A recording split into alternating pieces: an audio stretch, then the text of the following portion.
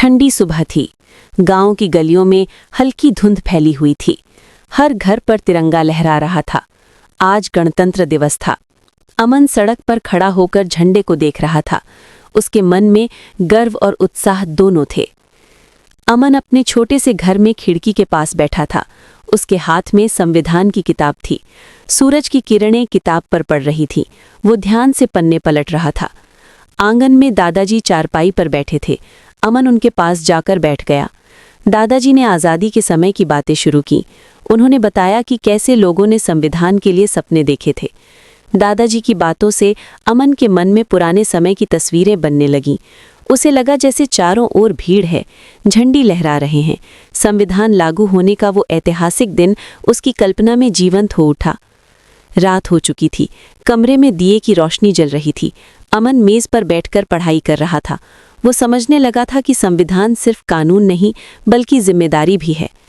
अगले दिन स्कूल में कार्यक्रम की तैयारी चल रही थी। अमन शीशे के सामने खड़ा होकर भाषण का अभ्यास कर रहा था। स्कूल का मैदान रंग बिरंगी सजावट से भरा हुआ था। मंच पर तिरंगा लगा था। अमन मंच के पास खड़ा था। दिल तेज धड़क रहा था, लेकिन आंखों में कुछ कर दिखाने की चमक थी।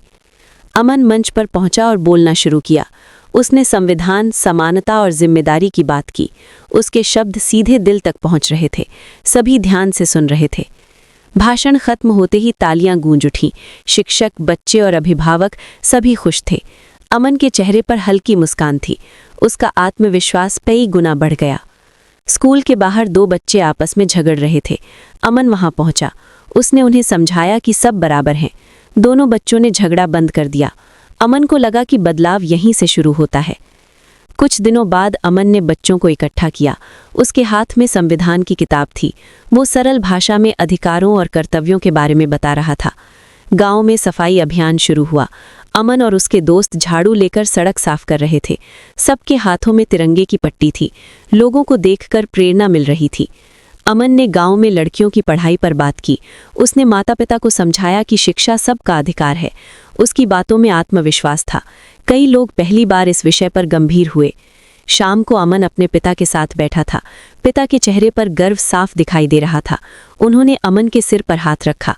वो पल अमन के लिए बहुत खास था। समय बीतता गया। अमन बड़ा होने लगा।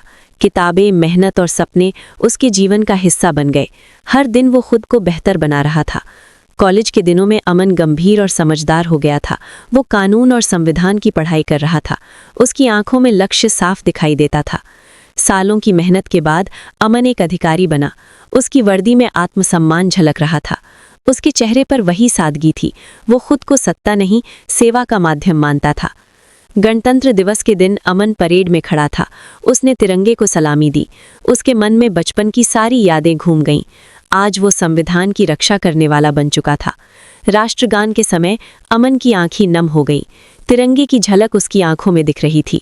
ये पल उसके जीवन का सबसे भावुक पल था। उसे अपने देश पर गर्व था।